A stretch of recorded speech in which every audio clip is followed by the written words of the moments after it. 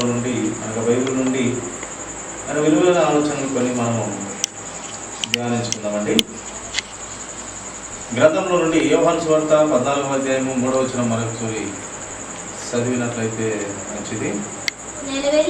నేను వెళ్ళి మీకు స్థలము సిద్ధపరచిన ఎడల నేనుండు స్థలములో మీరును ఉండులాగున మరలా వచ్చి నా యొద్ద ఉండుటకు మిమ్మును తీసుకొని పోవుదును. చూడండి ప్రియ సహోదరి సహోదరుడా, దేవుని ఆలోచన కలిగినటువంటి పిల్లలారా, దేవుడు తెలియపరుస్తూ ఉన్నాడు, నేను వెళ్ళి మీకు స్థలము సిద్ధపరచిన ఎడల నేనుండు స్థలంలో మీరును ఉండులాగున మరలా వచ్చి నా యొద్ద ఉండుటకు మిమ్మల్ని తీసుకొని పోవుదును. పరలోక రాజ్యంలో ఉండుటకు, భూమి మీద ఉన్నటువంటి మిమ్మల్ని పరలోక రాజ్యంలో ఉండుటకు నేను వచ్చి తిరిగి మళ్ళీ మిమ్మల్ని తీసుకొని పోవుదును. అవును ప్రభువా, ఈ లోకంలో పుట్టడం ఎందుకు, మళ్ళీ చనిపోవడం ఎందుకు, మళ్ళీ అక్కడే మీరు ఉన్నటువంటి దేవుడు డైరెక్ట్గా అక్కడనే పెట్టుకొని ఈ యొక్క పుట్టడము చనిపోవడము, ఈ ఇబ్బందులు బాధలు పిల్లలు ఇవన్నీ ఎందుకు, డైరెక్ట్గా అక్కడనే మమ్మల్ని నీ సన్నిధిలో నిత్య నివాసులుగా మమ్మల్ని చేర్చుకొని వచ్చును కదా అని మనము అనుకోవచ్చును. కానీ ప్రియ దేవుని సంగమా, దేవుని ఆలోచన ఏదంటే ఆయన మంచిదారి గురించి విషయాలు చెప్తాడు, చెడ్డదారి విషయాల గురించి చెప్తాడు. అనగా పాపపు ఆలోచనలో కలిగిన దాని పరిస్థితుల్లో పోతే ఎలాంటి ప్లేస్లోకి వెళ్తారు, ఒక మంచి పనులు కలిగి ఉంటే ఎలాంటి స్థితిలో మీరు ఉంటారని ప్రతి మనిషికి కన్నులారా ప్రత్యక్షత చూపించి ఆయన మంచిని పరిచయం చేసే దేవుడుగా చూపిస్తాడు. ఈ లోక సంబంధమైన చెడును పరిచయం చేసి చూపిస్తే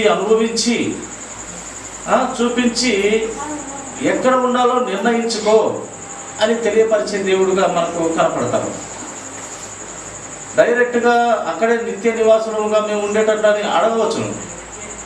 అలా ఉంటే ఏది పాపము ఏది పుణ్యము డిఫరెన్సే తెలియకుండా నీవు దేవుని సన్నిధిలో ఎలా ఉండగలవు? దేవుడు చాలా పరిశుద్ధుడు. మనమైతే మట్టి పురుగైనటువంటి మనిషి ఎప్పుడు పవిత్రుడు కానేరడని దేవుడే చెప్పిన మాట, వ్రాయించినటువంటి మాట మన పట్ల నెరవేర్చాలంటే మన బ్రతుకు మనకు తెలియాలి. మన బ్రతుకు ఎంత పాపపు స్వభావంతో కలిగినటువంటి వారినో ప్రతి ఒక్కరము కూడా అది మనకు తెలియాలి. అనుభవిస్తూ చూసి అన్ని అనుభవించి చూచి దేవుని ఆలోచన విధానము గొప్పది అని తెలుసుకొని మార్పు చెంది దేవుని ఎదుకు రావాలనేది ఆయన ప్రణాళిక. ప్రియులారా, అన్ని పరిచయం చేస్తాడు. పాపములో ఉండే పర్యవసానాలన్నీ ప్రతి విధమైన కన్నుతో పాపము, శరీరంతో పాపము, ఆత్మ సంబంధమైన హృదయంలో పాపము అన్నీ మనకు కన్నులారా ప్రత్యక్షత చూపించి భూమి మీద కంటికి కనపడినటువంటి దేవుడు చాలా శక్తివంతుడు, ఆయన మాత్రమే పరిశుద్ధుడు అని ఏ ఆత్మ ఒప్పుకొని దేవుని అంగీకరిస్తుందో ఆ ఆత్మకు దేవుడు రక్షణ ఇచ్చి ఆయన సన్నిధిలో పెట్టుకోనికి కృప కలిగిన దేవుడు ఆశ కలిగి ఉన్నాడు. కనుక ఆయన మాట్లాడుతూ ఉన్నాడు, నేను వెళ్తున్నాను, మీకు స్థలము సిద్ధపరుస్తాను, నేనుండు స్థలములో మీరు ఉండులాగున మరలా వచ్చి నా యొద్ద ఉండుటకు, అనగా క్రీస్తు యొద్ద, మన పరమ తండ్రి యొద్ద, పరిశుద్ధ ఆత్మదేవుని యొద్ద, పరలోక రాజ్యమును కట్టినటువంటి ఆ తండ్రి యొద్ద ఉండుటకు మిమ్మల్ని తీసుకొని పోవుదును. ఈ లోకంలో ప్రతిదీ చూడు, అనుభవించు, మారు మనసు కలగనట్లయితే, మనిషికి మారు మనసు కలగనట్లయితే నీ జీవితంలో ఏమి అనుభవించబోతున్నావో, ఏది పొందుకొనబోతున్నావో అది కూడా దేవుడు అంతా బైబిల్ గ్రంథంలో వ్రాయించి మనకు బుద్ధి నేర్పనికి ఈ గ్రంథమంతా కూడా మనకు బుద్ధి జ్ఞానము కలగనికి ఈ గ్రంథము మనిషి చేతులకు ఇవ్వబడుతూ వచ్చింది. ఏది పుణ్యము ఏది పాపము తెలియపరిచి, ఏది సత్యము ఏది అసత్యము అన్నీ మనకు తెలియపరిచి, ఈ లోకములో ప్రతి ఆశ మనకు పరిచయం చేసి దేవుడు యథార్థంగా నీతిగా పవిత్రంగా బ్రతకమని, నాలాగా బ్రతకమని దేవుడు చెప్తూ ఉన్నారు. అందుకే ఆయన ప్రణాళిక చాలా గొప్పదిగా మనము వింటాము. చూడండి, మరొక లేఖనము మనము ధ్యానిస్తాము. ప్రకటన గ్రంథము 22వ అధ్యాయము. ప్రకటన గ్రంథము 22వ అధ్యాయము 7వ వచనము మాట చదువుదామండి. చదవండి. ఇదిగో నేను త్వరగా వచ్చుచున్నాను, ఈ గ్రంథంలోని ప్రవచన వాక్యములను గైకొనువాడు ధన్యుడు. దేవుడు చెప్తున్నటువంటి మాట, ఆయన నోటి వాక్కులు వచ్చినటువంటి మాట, ఇదిగో నేను త్వరగా వస్తున్నాను అన్న దేవుడు 2000 సంవత్సరాల కిందట వాగ్దానం చేసినాడు. క్రీస్తు శకంగా ఆయన పుట్టిన నుంచి ఇదిగో నేను త్వరగా వస్తున్నాను అంటున్నాడు దేవుడు. ఈ గ్రంథములోని ప్రవచన వాక్యములను గైకొని వాడు ధన్యుడు. ఆ భయము, ఆ భక్తి, ఆ శ్రద్ధ కలిగి ఉన్నవాడు మాత్రమే ధన్యుడు. దేవుని మాట నమ్మినవాడే ధన్యుడు. నమ్మనటువంటి వాడు ఆయన మహిమను చూడలేము. నమ్మితే నా మహిమ చూస్తావు, విశ్వసిస్తే నీవు నా మహిమ చూస్తావు. నమ్ముట నీ వలనైతే నీకు సమస్తమును సాధ్యము. మనుషులకు అసాధ్యమేమో కానీ దేవునికి అంత సాధ్యం. అటువంటి దేవుని కలిగి ఉన్న నీవు నమ్మితే నీకు సమస్తము సాధ్యమని దేవుడు చెప్తూ ఉన్నాడు. కనుక గ్రంథము మనకు ఎందుకు ఇవ్వబడింది? మనకు బుద్ధి జ్ఞానము నేర్పించుటకు దైవ గ్రంథము అయినటువంటి ఈ బైబిల్ మనిషి చేతిలోకి వచ్చింది. ఇది ఏదో ఇక్కడ ఈ లోక సంబంధమైన గ్రంథము, ఈ లోకములో మనుషులు రాసినటువంటి గ్రంథము, మనిషి ఆలోచనలో పుట్టినటువంటి గ్రంథం అయితే కాదు అని లేఖనం మనకు స్పష్టంగా తెలియపరిచింది. ఇది మనిషి ఇచ్చను బట్టి, మనిషి ఆలోచన పుట్టి ఈ యొక్క గ్రంథము వ్రాయబడలేదు. పరిశుద్ధాత్మను పొందుకొని మనుషులే దేవుని ప్రేరణ పొందుకొని వ్రాయించినటువంటి బలమైన శక్తి కలిగినటువంటి వాక్యము ఈ బైబిల్ అని దేవుడే వ్రాయిస్తూ వచ్చినాడు ప్రియులారా. కనుక ఆ వ్రాయించిన బైబిలు ప్రకారము బ్రతికినోడు ధన్యుడు. ఆ భయము కలిగినోడు ధన్యుడు. ఆ భక్తి కలిగినోడు ధన్యుడు. ఆ బైబిల్లోని మాటలను ఏదో ఒక సమయంలో మార్పు కలిగి క్రీస్తుకు దగ్గరగా వచ్చినోడు ధన్యుడు అని మనకు లేఖన భాగాలు చాలా మనకు కనపడతాయి ప్రియుల. ప్రకటన గ్రంథము 22వ అధ్యాయము 12వ వచనము ఒక మాట మనం చూస్తాం. చూడండి, 12వ అధ్యాయము ప్రకటన గ్రంథము 22వ అధ్యాయము 12వ వచనం. ఇదిగో త్వరగా వచ్చుచున్నాను, వాని క్రియల చొప్పున ప్రతి వానికి ఇచ్చేదానికి నేను సిద్ధపరచిన జీతము నా యొద్ద ఉన్నది. ఆయన సిద్ధపరుస్తున్నాడు ఒక జీతము. ఆ జీతము నా యొద్దనే ఉన్నది. వాని క్రియల చొప్పున ఆ జీతము నేను ఇవ్వబోతున్నాను రేపు పరలోక రాజ్యంలో. రేపనగా ఆయన వచ్చే సమయానికి మనమందరూ చచ్చిపోయిన వాళ్ళు సహా, అప్పుడు జీవంలో ఉన్నవారు క్షణ రెప్ప పాటులో మార్పు కలిగి మహిమ శరీరాలతో మేఘాల మీద కొనబడిపోతాము ప్రభు దగ్గరికి. ఆయన చనిపోయిన వారికి మహిమ శరీరాన్ని ఇస్తాడు. అప్పట్లో జీవం ఉన్న వారికి మహిమ శరీరాన్ని ఇస్తాడు. ఈ శరీరం అయితే ఒక్కపారి ఆత్మ వెళ్ళిపోతే ఈ శరీరము కేవలము నిష్ప్రయోజనము. దీనికి ఇచ్చినా నరికినా ఏమి కాదు. దీన్ని ఏ రకంగా నూనెలో ఇచ్చినా కూడా నొప్పి ఉండదు ఈ శరీరం. అందుకే కేవలం నిష్ప్రయోజనం అని దేవుని వాక్యం మనకు తెలియపరుస్తుంది. కానీ ఆత్మకు మటుకు నొప్పి ఉంటుంది, సురుకు ఉంటుంది, అన్నీ ఉంటాయి ఆత్మకు. అది పాపము చేసినటువంటి ఆత్మ కానివ్వండి, పుణ్యము చేసినటువంటి ఆత్మ కానివ్వండి, అనగా ప్రభువులో ఉన్నటువంటి ఆత్మ కానివ్వండి, ప్రభువు లేనటువంటి ఆత్మ కానివ్వండి, నొప్పి సులుపు అన్నీ ఉండేదే. ఈ శరీరము మామూలుగా శరీరము లేక ఆత్మకు ఆత్మ దేవుడిచ్చిన ఆ యొక్క నిత్య నరకాగ్నిలో కాల్చబడుతూ ఉంటే, నొప్పి లేకుండా ఉంటే, ఆ యొక్క ఆ శిక్ష అనుభవించేది లేకుండా పోతే ప్రయోజనం లేదు కదా. అందుకే ఆ యొక్క ఆత్మకి దేవుడు ఆ మహిమ శరీరమైన సంబంధమైన ఆత్మను పెట్టి దేవుడు నొప్పి పెడతాడు. కనుక ఆత్మకు సావు లేదు. శరీరానికైతే సావు ఉంది, కానీ ఆత్మకు సావు లేదు. అటువంటి ఆత్మ ఈ భూమి మీద బ్రతికి ఉండగానే మన శరీరంలో ఉంటుంది.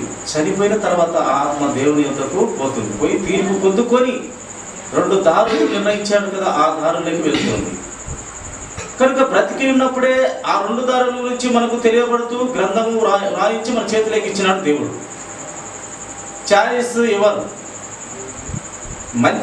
మంచిగా బ్రతుకుతావా? బ్రతుకు, మంచి దారిలోనే వస్తావు, నువ్వు నా దగ్గరికి వస్తావు. చెడ్డగా బ్రతుకుతావా? బ్రతుకు నీ ఇష్టం. బలవంతం పెడితే, నేను ప్రేమించిన వాడిని కాదు మిమ్మల్ని, దేవుడు బలవంతం పెడితే ఖచ్చితంగా నీవు ఇదో ఈ పరిశుద్ధతలోనే బ్రతకాలని కట్టుదిట్టం చేస్తే, లేక ఖచ్చితంగా నువ్వు ఈ పాపంలోనే బ్రతకాలని కట్టుదిట్టం చేస్తే దేవుడు ప్రేమ లేని వాడు అవుతాడు. దేవుడు స్వేచ్ఛ ఇచ్చినవాడు కాకుండా పోతాడు. స్వేచ్ఛ ఇచ్చాడు కనుక 2 దారులు చెప్పి ఈ స్వేచ్ఛ నీకే ఇస్తూ ఉన్నాడు, నీకు నాకు అందరికీ కూడా. ఆ స్వేచ్ఛ పవిత్రమైనదిగా ఉండాలని, నీతి యథార్థతో కూడుకున్నదై ఉండాలని దేవుని ప్రణాళిక, దేవుని ఆలోచన. ఈ లోక సంబంధంలో మనము మంచిగా బ్రతికి ఆయన సన్నిధి చేరాలని, చెడ్డగా బ్రతికి తల ఎత్తుకోలేని పరిస్థితిలో నాకు అక్కడ కనపడకూడదు నా కుమారుడు కుమార్తె అని దేవుడు చెప్తున్నటువంటి మాటలు. అది ఈ లోకంలో ప్రాణం ఉండగానే మనిషి గ్రహించాలి. అలా గ్రహించలేనటువంటి నీవు నేను అందరం కూడా మన జీవితాలను మనమే నాశనం చేసుకున్న వారిని అవుతాం. అది గ్రహించాలి అంటే ఏది మంచిది ఏది చెడ్డ అనేది దేవుడు తెలియపరిచినాడు గ్రంథంలో. ఆ గ్రంథం ప్రకారం మనం నడుచుకునే పిల్లలుగా ఉండాలని దేవుడు కోరుతూ ఉన్నాడు. పిల్లలు చూడండి, అదే ప్రకటన గ్రంథము 22వ అధ్యాయము 20వ వచనము మాట చదువుదామండి. ఈ సంగతులను గూర్చి సాక్ష్యం ఇచ్చువాడు అవును త్వరగా వచ్చుచున్నానని చెప్పుచున్నాడు. ఆమేన్. ప్రభువైన యేసు రమ్ము అని భక్తుడు తెలియపరుస్తున్నాడు. ఈ సాక్ష్యం ఇచ్చేవాడు ఆయన త్వరగా వస్తున్నాడు అని సాక్ష్యం ఇస్తూ, ప్రభువైన యేసయ్య రమ్ము నాయన, నీ సత్యంలో మేము జీవింపబడి ఉన్నాము, నీ రక్షణలోనే ఉన్నాము, రమ్ము అని ప్రభువును పిలుస్తున్నాడు భక్తుడు. ప్రియుల, నేను సిద్ధపడి ఉన్నాను, బుద్ధి కలిగిన కన్యకలలో ఉన్నాను, అనగా నీ అడుగు జాడల్లో నీ యొక్క ఆలోచన విధానంలో ఉన్నాను. రమ్ము ప్రభువా, సిద్ధంగా ఉన్నాను నీతో ఉండుటకు. ఎప్పుడు వచ్చినా ఓకే ప్రభువా, భద్రం చేయబడిన బిడ్డగా రక్షణలో ఉన్నాను, రమ్ము ప్రభువా, ఎప్పుడు వచ్చినా పర్వాలేదు అన్నట్టుగా భక్తుడు మనకు ఇక్కడ కనపడతాడు. ప్రియుల, అపోస్తుల కార్యంలో 1వ అధ్యాయము 11వ వచనం మాట చూస్తామండి. అపోస్తుల కార్యంలో 1వ అధ్యాయము 11వ వచనం. గలిలయ మనుషులారా, మీరెందుకు నిలిచి ఆకాశం వైపు చూచుచున్నారు? మీ యొద్ద నుండి పరలోకమునకు చేర్చుకొనబడిన ఈ యేసే ఏ రీతిగా పోతూ ఉన్నాడో మీరు చూస్తూ ఉన్నారు కదా. పరలోకమునకు వెళ్ళుట మీరు చూచితిరో, ఆ రీతిగానే ఎలాగ వెళ్తున్నాడో చూచారు కదా. ఆ రీతిగానే ఆయన తిరిగి వచ్చునని వారితో చెప్పిరి. అక్కడ ఉన్నటువంటి వారు చెప్తూ ఉన్నారు, ఆ గలిలయ నివాసులారా, ఎలాగ వెళ్తున్నారో మీరు చూస్తున్నారు కదా. అలాగే ప్రభు మళ్ళీ తిరిగి వచ్చేది మీరు చూస్తారు అని సాక్ష్యమిస్తూ మనకు తెలియపరుస్తూ ఉన్నాడు. ఎక్కడ పరలోకము, ఎక్కడ ఈ యొక్క పాపలోకమైనటువంటి పాతాళము, నరకము అని చాలామంది నమ్మట్లేదు ప్రియులు, నమ్మట్లేదు. కానీ నమ్మిన వాడే ఆయన మహిమ చూసే బిడ్డలుగా దేవుడు అంటూ ఉన్నాడు. నమ్ముట నీ వలనైతే సాధ్యము అంటున్న దేవుని మాటలు. ప్రకటన గ్రంథము 22వ అధ్యాయం 17వ వచనము.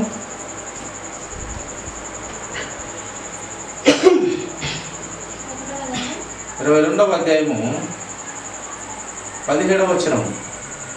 ఆత్మీయ పెళ్లి కుమార్తెయు రమ్ము అని చెప్పుచున్నారు, వినువాడును రమ్ము అని చెప్పవలెను.